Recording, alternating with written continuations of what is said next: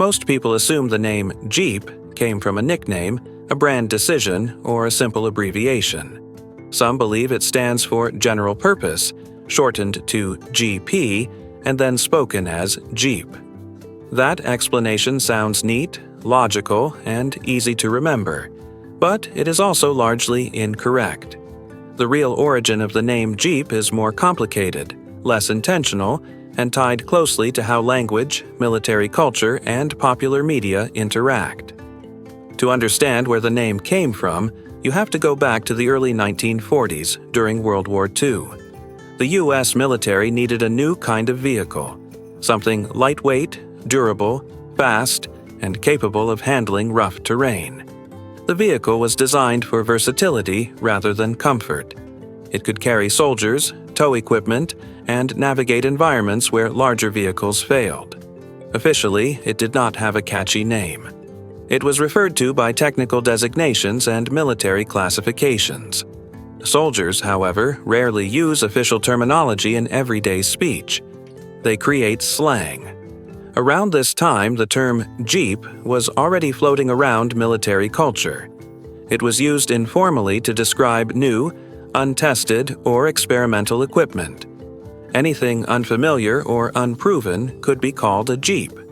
So, when this new vehicle appeared, soldiers naturally applied the term to it. The name stuck not because it was assigned, but because it was convenient. There is also another influence that helped cement the name. In popular culture of the 1930s, there was a character called Eugene the Jeep in the Popeye comic strip.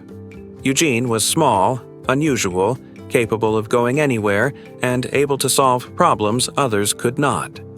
Soldiers who grew up reading these comics saw a parallel. The vehicle, like the character, could move through difficult terrain and perform tasks beyond what was expected. This association reinforced the nickname. Over time, Jeep stopped being a general slang term and became tied specifically to the vehicle.